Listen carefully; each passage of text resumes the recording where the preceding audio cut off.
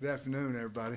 I want to start by just talking about some of the guys that we held, or for whatever reason. So I want to talk to you about why we did. Okay, Davion Warren, we held him out. He tweaked his hamstring Friday in practice, so he did not go today. Traylon Smith. He's got a little turf toe. We've been holding him out. He did not go today.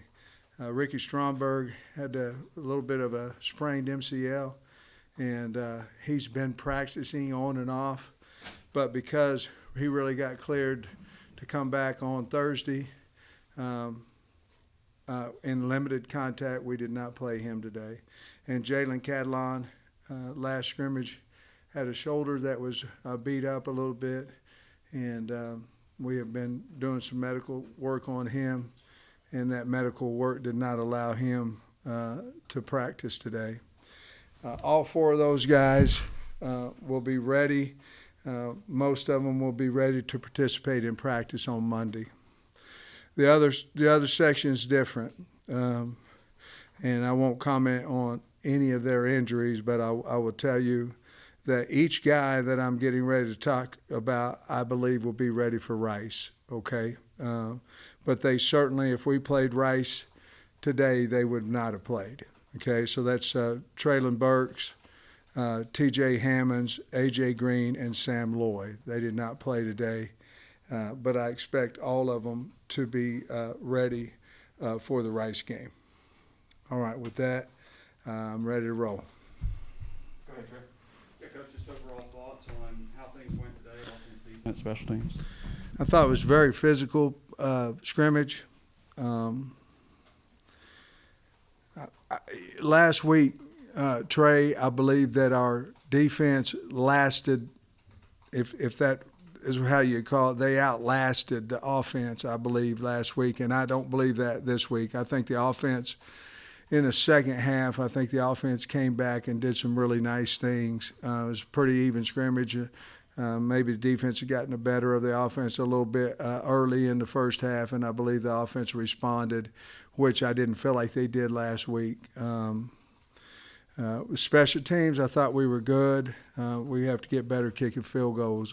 We weren't quite as good today with our field goal game as what we have been in the past. And what about KJ's performance and any notable I like plays KJ. that he made? It's so hard, when the whistle's so fast on him. But I believe, he didn't take a lot of sacks. He ran the offense well. I felt like he was accurate today. So I think he's starting to feel like, he's the man back there, and our offense is and our team is rallying around him. But I thought he had a good day. Throwing and running the offense. Thought he was accurate. So you mentioned that Burks and Warren weren't there. Uh-huh. So that gave some other receivers that may not see as much. Absolutely. Can you talk about who you saw today doing stuff? Well, obviously, Jaquaden Crawford came in and played the slot today. Part of it, J.D. White played in the slot as well, got a long touchdown pass as well. And then two came in and played the right receiver for Davion. And, we had Malik had a good day of running the football. He also, I think he was the one who threw it to J.D. For the touchdown as well. So we had some bigger plays today. Some of that is how we elected to play the players, and some of it is because our offensive guys made plays. Coach, you mentioned Jaquaden Crawford a second ago. What kind of a camp is he having? We see him in the fastball starts during the week. He's typically with the first or second group. What have you liked about his camp? He's been really good at times and been below really good at times. In other words, I'd like to see him get more consistent, but I think as the camp went on that his consistencies come around better. We've got some guys. Harper Cole's had a really good fall camp. We're trying to get him a few more reps in that slot position as well. But I've been impressed with Jaquelin. Sam, the assistant coaches on defense and the players have spoken pretty highly of Miles Slusher, his versatility. Maybe he can do more stuff for you this year. What have you thought of his camp? Yeah, I saw him. He came out like gangbusters about the first 6 or 7 practices. He got a little nicked up, and he'll continue to learn how to work through some small injuries and things of that nature. But when he first came out in fall camp, he was rolling, and now he's kind of getting back. I thought he had a really good scrimmage today, and he's very valuable to us. And this is one from Nate remotely, if it's okay. Hi, Nate. He was wondering, I think he's watching, yes, let's say hi. Going into the third week of camp, you're still 2 weeks out from a game, but, you've been practicing hard camp for 2 weeks. Kind of how important is this week to keep pushing through? How important was this week or the next week? How important is this week coming up? Oh, we will go Monday, Tuesday, Wednesday against ourselves, trying to get our team better. On Thursday, we will start our rice prep, and so the next 3 days, with school starting as well, with some other distractions that we haven't had because no school. Monday's going to be the telltale of how good our football team, how mature our football team, in my opinion, is, and I expect it to be one of the best practices we have all year. I expect that because we've got a mature team. But Monday, Tuesday, and Wednesday will still be in camp-type grind, per se, even though we're practicing, in the afternoon after school.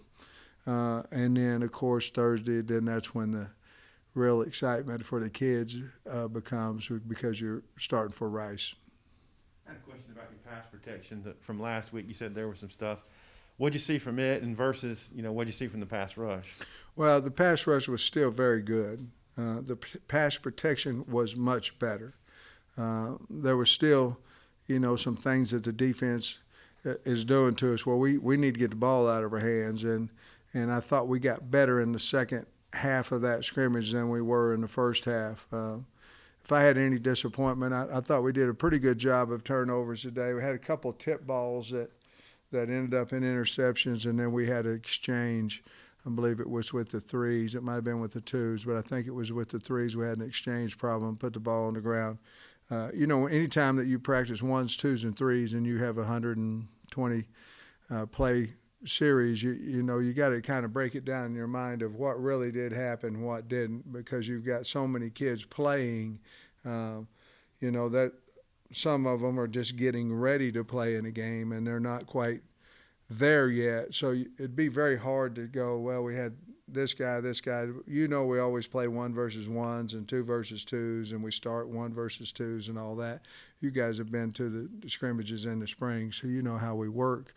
I believe the only way you can really get consistently better is play good on good. I know you have to be worried about other things, but I don't know if I answered your question or not. Good.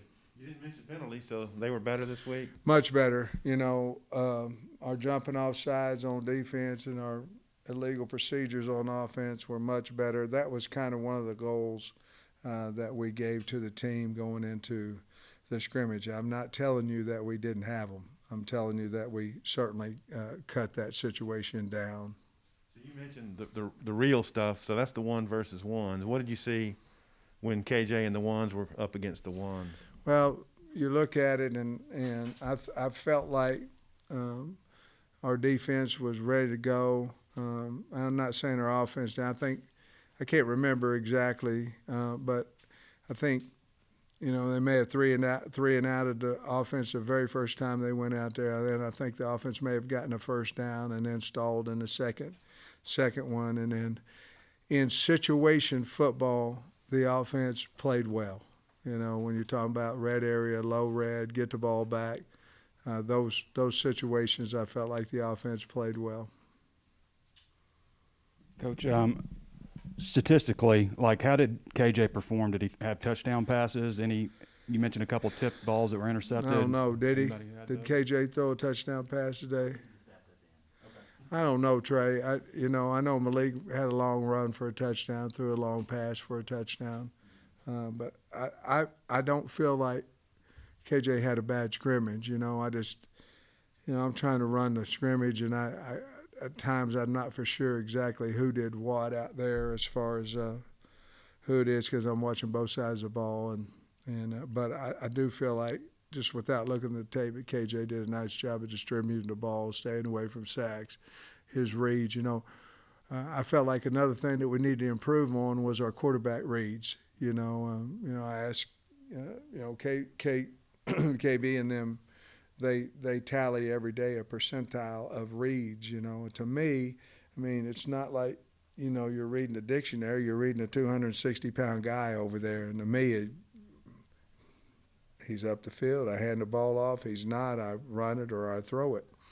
But I didn't think our reads were up to what our standard is, and I think we did a lot better job in that today, and KJ's included in that. You got a couple weeks before kickoff. How do you feel about it? It's exciting. Yeah. How do you feel about the team right now? Love them. You got a good team. You talk about making the state proud. Is that happening this year? We got to get out there and play first. Do I like where our team is? Yes. I don't know how we're going to do, but I like the team. I like the way they work, and I like where we're at. Does anybody flash for you defensively? Well, our defensive line, they've been very good throughout the camp. They certainly had their share of pressures, and again, how many sacks they had, I don't know. Some of them we call that weren't, and some of them we call that might have been, because the quarterback's not live. Are they letting up, or you know what I mean? I thought they did good. I thought our linebackers played well. Seemed to me like our coverage was pretty good, especially with the older guys, So, our scheme, we're able to do more. And you're only able to do more when you have the people that can do it. And we have the folks that can do it. And we've got a defensive coordinator and defensive staff very, very, very, very knowledgeable. And so we can give you a lot of looks, and we can execute the looks, and that's made us better. Sam, I kind of a two-parter. How'd the running backs do today? I guess you obviously held out Smith and Green. How'd the running backs do, and how close are you guys to figuring out who that number 2 guy is? Well, Five's number 2. And he ran well. He ran hard, had a good day, really good day. With Rocket, last week, I'm not for sure that he had, I don't know, but I can't remember if he had more than a 7-yard run last week's scrimmage. But he improved so much in practice, I believe, because of, hey, I know I'm in the SEC. I got hit by SEC players, and I'm okay. And I think he gained a lot of confidence last week. That's why I was hoping that A.J. Green would be in this scrimmage today. I felt like he would take that leap as well, but obviously we weren't able to get him in there. But two is Rocket. I think that, and then I think your 3 back's going to be between Dominique and Oglesby, with Green having that opportunity when he's able to practice. I know you got cross-training linemen. That's been going on for a long time, but I got to believe last year you guys really took it to another level with the COVID concerns with linemen and secondary and that kind of thing. Talking to the assistant, sounds like there's a lot of cross-training going on again. Have you guys basically cross-trained like you did last year? And how important is that to have guys that can play the various positions? Well, with the 2-spot thing that we were doing, for the first 6 or 7 days or whatever that is, that allows us during that time to cross-train people, and we believe I've done it all the time when I was an offensive line coach, But I also tell the guys that if I'm the second team left tackle, let's say, the worst thing, you get in a game and the left tackle, for whatever reason, he's tired or he gets hurt or whatever it is, and coach moves somebody ahead of you and you've been playing second team on the depth chart. I don't believe in that. I believe that if whomever your 6th guy is, he needs to be ready to play. and you need to have an opportunity. You need to have seen that. And so, Bob, what we do is we do a ones, twos, and threes, and then combo. And combo is a combination of maybe your worst nightmare. And in other words, hey, we can't afford to lose this guy. Well, in the combo period, you just did. We got to find out who that guy is. The next day it might be, we can't afford to lose Ricky Stromberg. Well, you just did. Who's Ty Clary, the next center we have? You got to find those things out. And so, yes, we're doing a lot of that as well, both on the offensive line and D line. We're trying to see who's got that athletic ability to be between the defensive end, three technique. Who can do that? Obviously, the first name that comes to my mind is Utsi and Gregory. They both can play defensive end and inside as well. So we need to know that because we need to have our best players on the field. And if our second team nose guard is our sixth best player, well, number 4 better be somewhere. He either needs to be the nose guard or we can move this guy in the nose and him on the field. And that's how I feel about it. Staying on the offensive line, I think Coach Kennedy told us the other day that the battle at left guard would go down to the wire. Yeah. How is that going? And it looks like Brady's taken most of the first team snaps that we've seen. Is he starting to emerge? I would say he's going out with the ones. I would say that there's still a major battle between him and Jones in that there. I mean, major. But he obviously Jones was starting, and now he is. So obviously us as a coaching staff think that Latham's playing a little bit better than him. But there's still a major battle there, and then we'll have to see what happens at today's scrimmage too to kind of really get another full live, let's go sick 'em, type deal and figure it out. When Jalen Catalon was in here with us the last time, we asked him about the targeting penalties and does he have to do anything differently? And he says he's just got to be him. But he's hitting people hard. Obviously, he hurt his shoulder. Do you have to dial him back any? How do you deal with a guy who's so aggressive like Jalen is?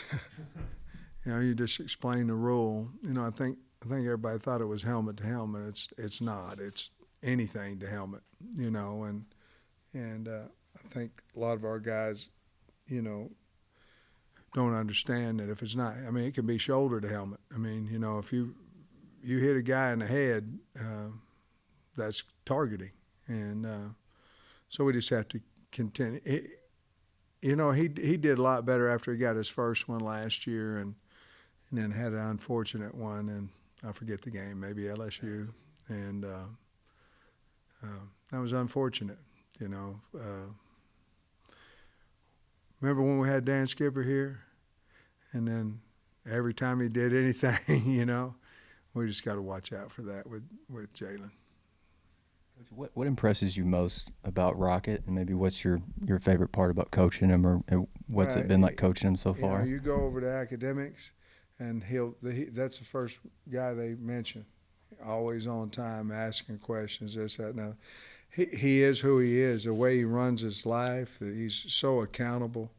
But on the field, what I like about him, he's hitting the hole faster. He got speed a lot of times, but he's also 228 pounds. So, a guy that has speed, if they nickname me Rocket, I'd try to run the ball outside. And you guys all know I ain't got no speed. And so that's what he's trying to do. Earlier, he's trying to cut the ball outside. He's 228 pounds, man. And that's what he's doing a little bit more now, and that's what he did today. And make people tackle you. If you're fast and you're that size, makes people tackle you. And then every now and then you run by them, but that's what he's doing better than what he did earlier in the scrimmage and in camp. And you mentioned, sorry, go ahead, Tom. Oh, you mentioned Keaton by number. Yeah. Is he? How much can he contribute to you? Well, in practice, he's at least 3, best receiver we have, maybe higher. He's a good football player, and we just got to get him a little bit more confidence, when he's out there in live situations. But the guy's going to be a really, really good. I don't want to put pressure on him, but I can't because he puts it on himself. He's another Rocket Sanders. He's that kind of kid. But he is pressing for starting and pressing hard. I think at this point in time, he's one of our top 3 receivers, and I believe that. And, you know, when y'all played, when you was a freshman, if you thought you was better than the guy ahead of you and you were, you wanted to play, and certainly if he is. Not all of you, Bob. You probably was. Played on a really bad basketball team because if you had a pulse, you could be on the team. Look, he's a good player. He's going to play for us. You mentioned Malik. Sounded like he had a pretty good scrimmage, and Kendall He did. said he's. How good do you feel about him as a number 2 guy? And obviously, you don't want anything to happen to KJ, but just how good do you feel about Malik and his camp, and if he needed to play? Well, he can run now, and he can roll out and throw the football, and he's getting better in the pocket, but he has to get better. But when he's running out, he's getting better at throwing the football, and he's a major threat with his feet. He's number 2. There's not anybody, in my opinion, right now that's that close to him as a 2 quarterback. And I think whenever we get into live games and he's able to use his feet and somebody's not, tagging him and the plays down, I think he'll be a really good quarterback for us. I don't know that we'll run the exact same offense with him in the game because we want to use his attributes. Thanks, Coach. Thanks, fellas. Well.